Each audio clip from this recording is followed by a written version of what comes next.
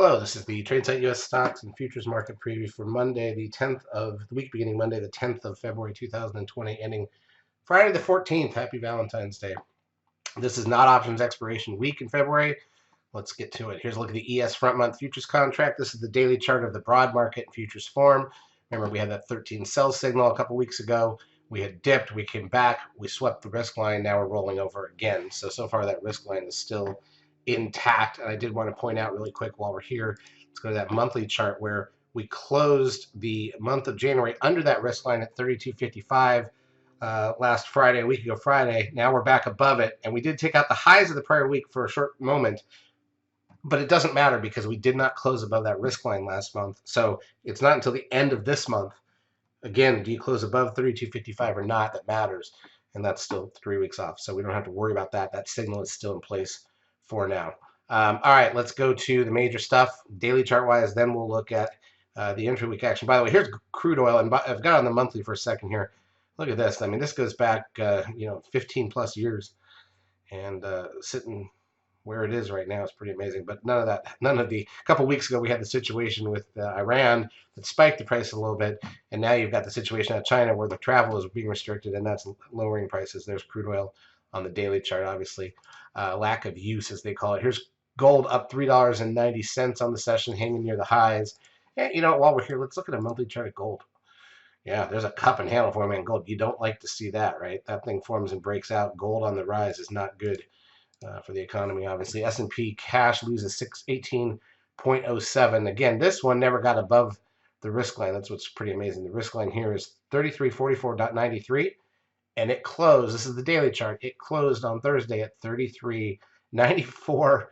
Was it 3390? I just had it. Risk line is 3344.93. Oh, it did close above it by a tick on Thursday. Almost 1 point. That's it. And then it came back down. So it's right at that risk line. Nasdaq 100 down 44.82.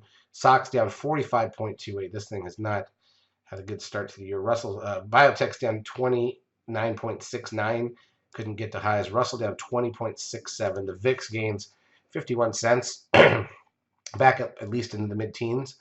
Trend closing at 1.45 puts the 10-day at 1.27. Nasdaq volume 2.2 billion. Again, it continues to drop. It was stronger earlier in the week. Advanced decline ratio on the Nasdaq was awful, negative 1218. So more stocks down than up by a lot. On the New York, it was negative 820. Google gains $3.14, holding up near the highs. Apple loses back $4.41. Netflix literally down 18 cents. That's a blip on Netflix. Amazon up $29. Look at how that thing went up. It's got that 13 sell signal. How does that happen? The spike to the high of the day is exactly the risk line on the daily chart. You can't make that up. Matter of fact, within pennies, let's look. The risk line is 2096.75, and the high of the day is 2098.53. So, a $2,000 stock, it got 2 points, came within 2 points. Tesla down 0.89. That's a blip for a stock that's been moving in the hundreds a couple of days in the last couple of weeks. Looks like it's settling down. Facebook up $1.48. Goldman Sachs down $3.82. TLT up $1.78. The Dow was down 277. Let's take a look at the intra-week action 5-minute candle. We'll have a 10-minute candle so we can see the whole week. Here we go. So Monday gapped up, tried to go higher, came back, settled in flat, just basically closed in the opening 5-minute candle range. Tuesday, another big gap. The problem with this week, and this is where the bulls have lost the construction of the market, Rich talked about this. It used to be that we would, actually trade through levels. Now we're gapping up and seeing the heavy volume when we actually sell off. This has been going on for a while, but there's this upward movement of the week. You can account for over half of the upward movement in the gaps up. The actual trading action during the week has not been buying. Matter of fact, remember, 2 days this week, even when the markets were up, the advanced decline ratios were negative. So here you've got a gap up Monday, pushed a little higher, but came back, closed inside the opening 5-minute candle. So no net buying or selling for the day, basically, even though you closed positive. Tuesday, you gap up, a little bit of a push up, then dead flat in the afternoon. Wednesday, you gapped up, dead flat all day, tried to inch up in the afternoon.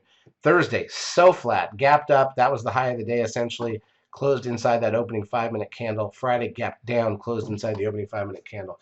So there's no intraday buying going on. It's just the gaps on news. And that is not bullish for the market that's got all these other signals going on. So let's be very aware of all that stuff. The Nasdaq side doesn't look much different. All right, so we'll leave that behind for now, and we'll settle in on the economic data, of which there's not much in the week ahead. Monday, nothing that matters. Tuesday, NFIB Small Business Index at 6 a.m. Eastern Time. Fed Chair Powell starts to testify at 10 a.m. Eastern Time, and the JOLTS job openings come out there. You've got other Fed members speaking elsewhere. Powell continues his testimony Wednesday at 10 a.m. Eastern Time. Crude oil inventories at 10:30. 10-year bond auction at 1. Federal budget balance at 2. CPI Thursday morning at 8:30, along with initial and continuing jobless claims numbers. Natty gas at 10:30. The 30-year bond auction at 1. And then on Friday, retail sales and import-export prices an hour before the bell. Capacity utilization and industrial production 15 minutes before that. Preliminary University of Michigan sentiment and business inventories at 10 a.m. Eastern Time. If we just want to take a quick look back at the numbers that came out, remember the unemployment rate ticked up, but the job creation rate was above what was expected, and average hourly earnings actually dropped underneath what was expected. So that was the data on Friday. Consumer credit came out, and it was much, much higher than expected. That's a negative, by the way, for the markets. All right, in terms of, well, that's it. I mean, that's all we really have to focus on. Charts, as usual, brought to you by eSignal. If you've not yet taken a trial of our services, feel free to do so. We will help you out. Have a great trading week.